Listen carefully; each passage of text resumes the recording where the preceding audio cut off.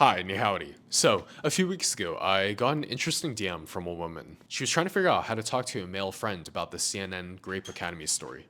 Essentially, he was frustrated that the numbers were being misinterpreted and making good men like him look bad. It's not all men because I'm not like that. But this response is obviously frustrating for her because she feels like he's more worried about his own self image than he is about the victims of this whole situation. I think this whole interaction is indicative of a much larger systemic problem, not just about the men who committed these crimes, but also about the rest of us. And so, as a thought son, let's talk about my thoughts.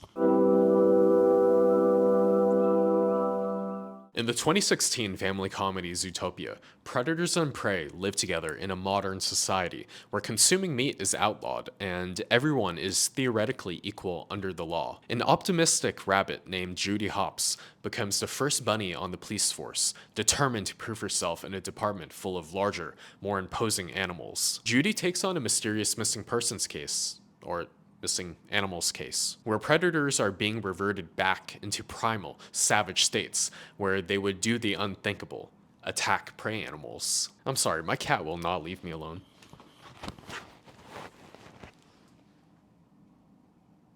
Despite this being a world of supposed harmony and equality, there's still an undercurrent of fear and suspicion around carnivores. The only thing we have to fear is fear itself. And also bears. Weasels. You play cribbage with a weasel? Yeah, and he cheats like there's no tomorrow. Pretty much all predators, and Zootopia's full of them. Oh, Stu. The entire premise of the film is about navigating fear across a power differential. Prey animals' fear isn't just a rational prejudice, because the fear has a long, deep-rooted history. The prey animals genuinely can't tell which predators are dangerous until it's too late. Connecting this back, the CNN investigation found that the men in these Grape Telegram groups were husbands, partners, men that someone trusted. One survivor was drugged and filmed by her husband of 16 years. So when you don't know what or who is safe, it makes sense to be wary of everything. In 2002, researchers David Lysak and Paul Miller published a study that surveyed 1,882 men on college campuses. So if you just had to guess what percent of these men were uncaught grapists, just throw a number out there. Give me your best shot. Okay, yeah, good guess. It's 6%. 6% of the men self-reported acts that legally qualified as grape or attempted grape, but had never faced any criminal consequences for it. This may be confusing because it definitely feels like there's a lot more predators out there than just that. However, it's important to note that of that small group, the majority were repeat offenders. We're not talking about men who made one terrible decision. We're talking about men who did this over and over and over and were never caught. And of course, I do want to address that the exact percentages have been debated since, where a 2015 study put the numbers a little bit closer to 11%. And some researchers have questioned the original methodology altogether. And I think this is kind of interesting because this debate about the numbers and validity is kind of like the debate about the Grape Academy numbers themselves being construed and misinterpreted. People are arguing about 62 million visits versus 62 million individual men, which, of course, yeah, that's a huge difference. It's a gross misinterpretation. But whether it's 6% or 11%, we're still talking about a concentrated group of repeat offenders that are operating with impunity. But why are the numbers the main thing being focused on here instead of, getting justice for the victims? To help answer this question, I reached out to Dr. Michael Kimmel, an American retired sociologist specializing in gender studies, who wrote instrumental works such as Guyland. And I'll address the retired part in a second. When I asked him about this, he had two thoughts. One is that many men might feel the Grape Academy implicates all men, including them, hence the DMs. And he goes on to say that the social media landscape is so saturated with misinformation that the easiest route is to just distrust the data, call it fake news. I also do want to point out that after speaking with Dr. Kimmel, I unfortunately found out that he had several credible allegations against him for sexual harassment with female students, unfairly favoring cis male students, and having exclusionary views towards the LGBTQ plus community. And of course, this is all alleged. It's not all men, but even a man who wrote the book on masculine peer culture and the social costs of speaking up was himself accused of using his institutional power inappropriately. This just goes to show how deep this system runs, to where even the people that study this aren't immune. So, fuck me, I guess. I wanted to get another perspective. And so I reached out to Saskya Vandoorne, the CNN Paris bureau chief who led the investigation. I remember well when the Giselle Pelicot mass rape trial was beginning, and it felt like the whole world was waking up to the fact that this French man, had recruited over 70 men to come and rape his sedated wife. And there was this international broadcaster that interviewed the mayor of Mazan. When he spoke about the case, he kind of minimized it. And he said, well, it could have been a lot worse. At least no one died. And people were outraged by that response. But I do think it's telling, because stories like our investigation or the in Mazan, this really shows the kind of darkest expressions of male violence. And I think people, often men, instinctively feel the need to minimize or distance themselves from it, because they don't really know how to process what they're seeing or what they're hearing. And I'm pretty sure the vast majority of women and men know that it's not actually all men, but it's still exhausting, constantly trying to figure out if the one man is a predator or not. Getting into an elevator, walking with someone behind you, being on a first date. And I feel like I'm beating off a dead horse at this point, but predators by design may look and behave exactly like everyone else and hide amongst the crowd. And this is kind of where we get the whole nice guy male manipulator concept, or the suspicion around performative males. It's like, why would you care about women's rights unless you just want to get laid? Didn't you ghost 2 girls last week, dude? I let them free, emotionally. And unfortunately, as we've seen with high-profile cases from the Files to Larry Nassar to the Diddy freak-offs, these predators rely on silence.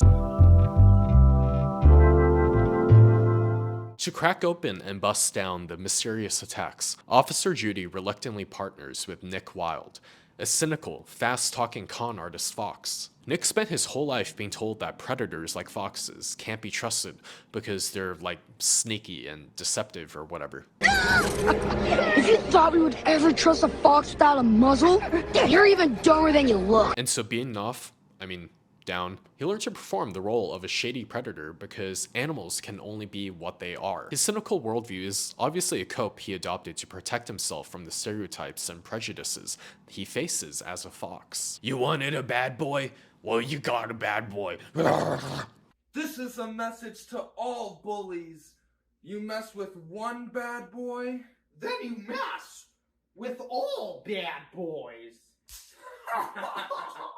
I'm so sorry. Lock back in. Okay, so, like Nick, a lot of men genuinely feel like they grew up in a world that already decided that they were the villain. For example, internet culture jokes about how all men ain't shit, or how women want to be left alone and don't want a man interrupting their peace. And when I hear stuff like this, I'm like, okay, yeah, that's totally understandable. Thank you. However, not every man is as confident and secure in themselves in that regard. I've gotten a lot of messages from men who feel like no matter what they do, they're one misread interaction away from being labeled a creep or a loser or an incel. And sure, you could label it as, oh, boohoo, male victim mindset, whatever, but like, I think there's a little bit more nuance to it than just that. These men have responded the same way that Nick did at the start of the film, by just accepting their fate and giving up, thus becoming passive bystanders in a predatory system, slowly becoming more and more jaded. And it's these same jaded men who feel hurt by women that are more likely to become passive bystanders to atrocities, or even become active predators themselves. To put this in perspective, let's think about the bro code, but more generally, in most situations, members of the group will feel loyalty to that group and not to the one who might challenge that group. It's the nature of group membership to feel that loyalty through identification.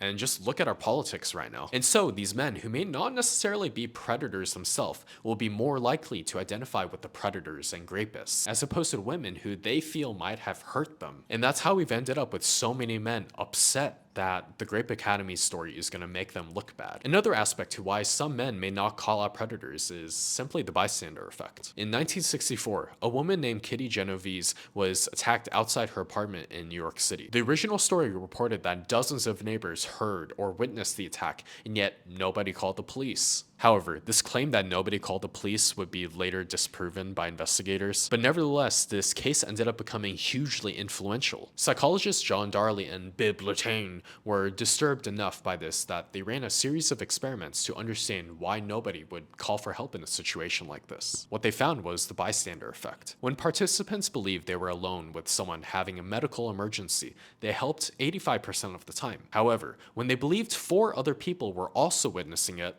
that number dropped to just 31%. He lies there for more than 20 minutes and no one raises an eyebrow. Please, somebody help me. The bigger the group, the less any individual felt personally responsible to act. They called it the diffusion of responsibility. Everyone assumes someone else will handle it. Now let's apply this concept to the men who didn't report the Telegram group, or the friend group where someone makes a fucked up joke and everyone just awkwardly lets it go, or even social media posts about the original CNN story where thousands of men read it, felt uncomfortable, and scrolled past. Even if someone would never consider themselves as being capable of violence, the question becomes, what environment are you participating in?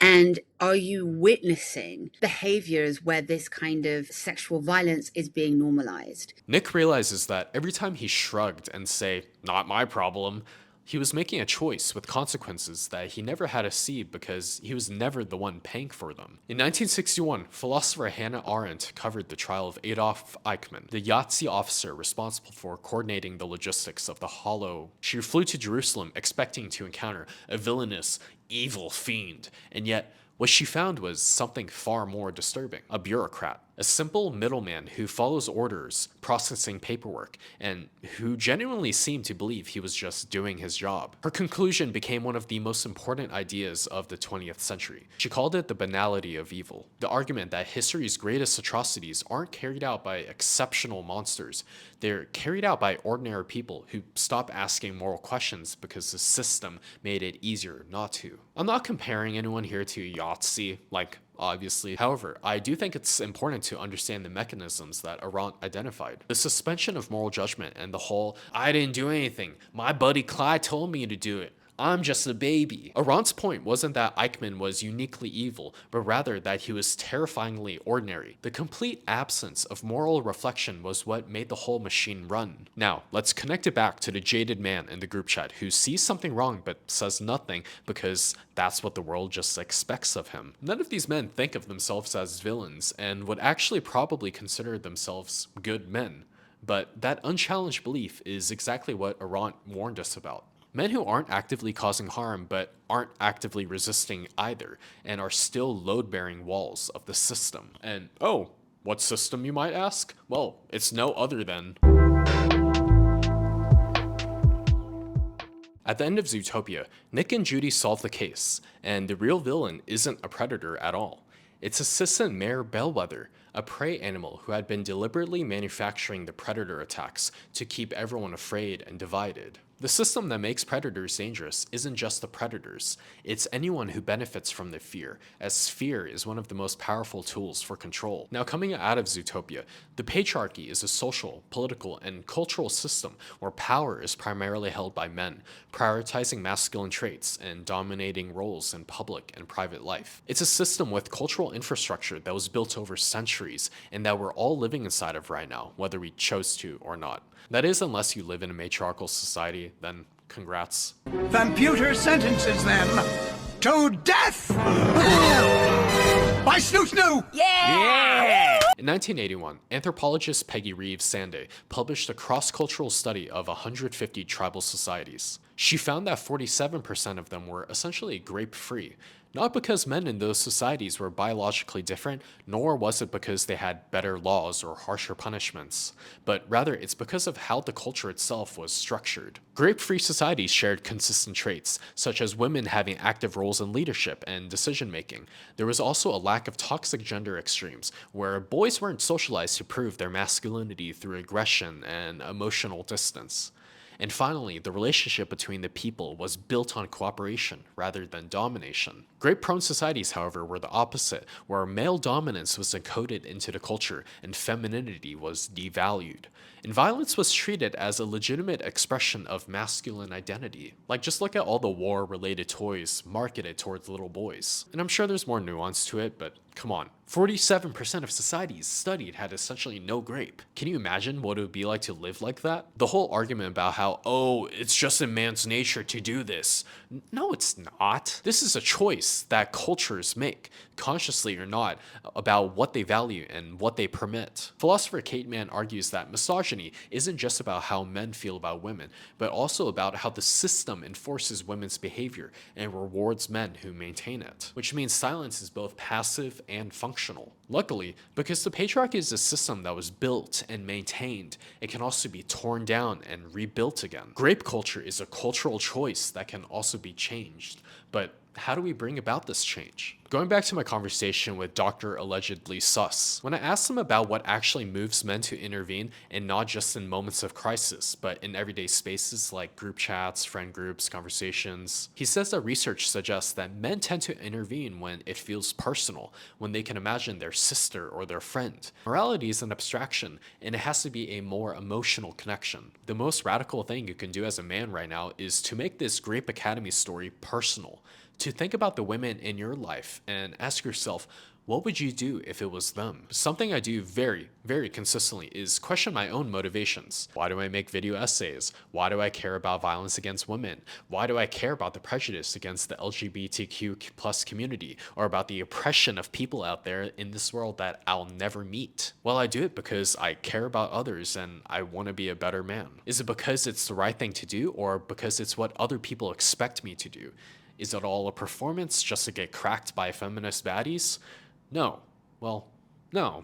Going back to my first video talking about how everything is a performance, I do believe that morality to a certain extent is all a performance as well. As humans, we all have our motivations, our wants, and discerning other people's true intent is obviously very, very difficult, unless of course you can cast Zone of Truth. But unfortunately, most of us aren't high enough of a level to cast it, so what really matters is what we actually do. At the end of the movie, Nick ends up becoming a cop himself, breaking through the system that once shackled him. He not only proves that he's a good predator, which is a crazy statement, but also proves that he's willing to do something about it, to take action. So to the men that feared the Grape Academy story is making good men look bad, I agree. So let's make men better.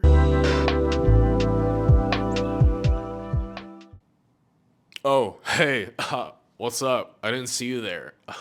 I'm not gonna lie, making this video was kind of stressful, but thank you all so much for the support on this channel. My last video, which was also my first, did way better than I thought it would. Like, it's actually insane. I've always dreamt about becoming a YouTuber and making a living off of it, though I'm still pretty far off from being able to do that, but I am still excited to have this platform. So if you want to see more of my short form content, check out my Instagram and TikTok.